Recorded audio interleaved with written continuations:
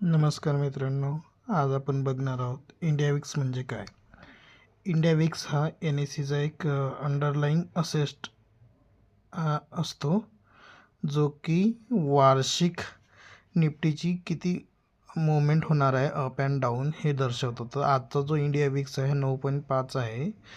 या इंडिया विक्सवरनं आपण काय डेली रेंज, विकली रेंज आणि मंथली रेंज कॅल्क्युलेट करतो. तर डेली रेंज कॅल्क्युलेट करण्यासाठी आपल्याला वर्किंग डेज घ्यायचे असतात निफ्टीचे.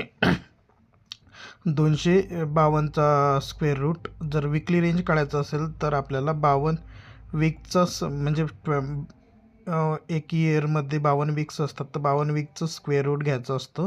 आणि मंथली करायचं असेल तर 12चा स्क्वेअर रूट घ्यायचा असतो.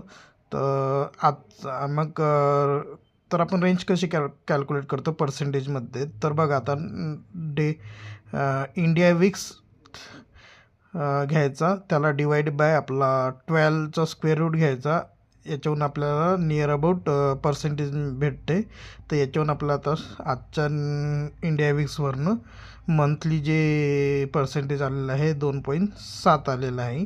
आणि त्यानंतर आपण करंट सपोज एक हे घेतलं, स्ट्राईक प्राईस घेतली 26,000.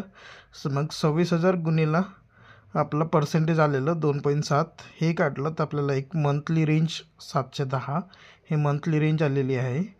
तर ॲक्च्युली मंथली रेंज आलेली आहे. तर 710 प्लस मायनस हे आपलं एक्सपेक्टेड हे असणार आहे, म्हणजे पॉईंट्स असणार आहेत. तर ते प्लस मायनस जर केलं तर 25,290 हे मिनिमम रेंज असणार आहे एका मंथमध्ये. आणि मॅक्झिमम रेंज असणार आहे 26,710 ही मॅक्स रेंज असणार आहे निफ्टीची. तर मी आपल्या यूट्यूब चॅनलवरती याचा इनडेप्थ व्हिडिओ टाकलेला आहे, डेली रेंज आणि विकली रेंज कशी कॅल्क्युलेट करायची वगैरे.